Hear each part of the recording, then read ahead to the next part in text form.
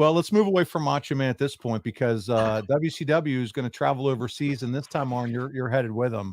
They're going back to Germany at this point, and this is just a quick tour prior to the pay-per-view event that we're going to get to that happens in Nashville. And Steve Austin and Vader, though, they're not on this tour. They have injury issues, and they're given some time off to help recuperate a little bit prior to Starrcade.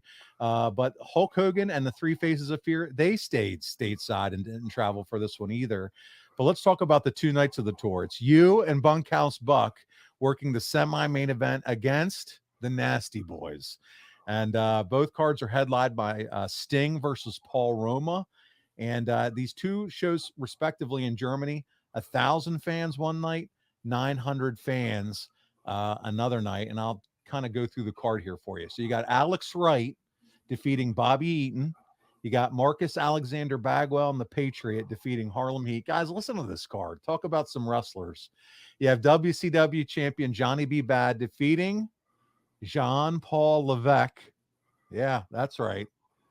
The Nasty Boys defeating Arn Anderson and Bunkhouse Buck, and then Sting defeating Paul Roma. Buddy, it's been 3 decades, but Hulk, Vader, Austin, and the Faces of Fear are off the card. But man, we've discussed it time and time again. The foreign tours did great business, even in the most downtime for pro wrestling. And I don't expect you to remember the why, but can you speculate though? As I said, 900 and 1,000 fans, it's pretty low for these shows.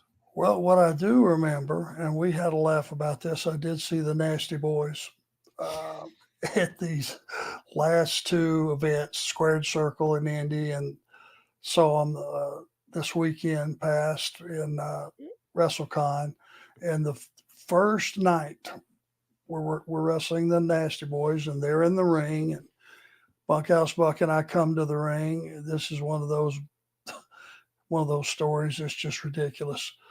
I pop up on the apron and I look at the crowd and I'm giving a guy some shit. And when I turned around, right there is Knobs, who clipped me with a forearm. The match ain't even started. We ain't even got in the ring. Boom, right across the bridge of the nose, splattered my nose, broke my nose right off the get-go. So I pop off the apron and all I can hear, if you ever broke your nose, your eyes start watering, your ears start ringing, can't see, can't really hear, and all I hear is Sags going, "Jesus Christ, you fat bastard, what are you doing? The match ain't even started." He's cussing out Knobs. Oh. It's one of those deals where you just go, what are you going to do? So I blew the blood out of my nose ringside, as disgusting as that may be. And we started the match and had the match. But that was the first thing physically that happened. That's what I remember. Well, and at least, with the broken nose full of blood, you weren't smelling anybody's pits that night during that whole gimmick move. So I think if my mood would have been what I think it would have been, we never got to the pit spot. The pit spot didn't happen for you. I'm taking that out, by the way. My ass might have been a touch chapped. I'm just guessing. But we had a laugh about that the last 2 weekends.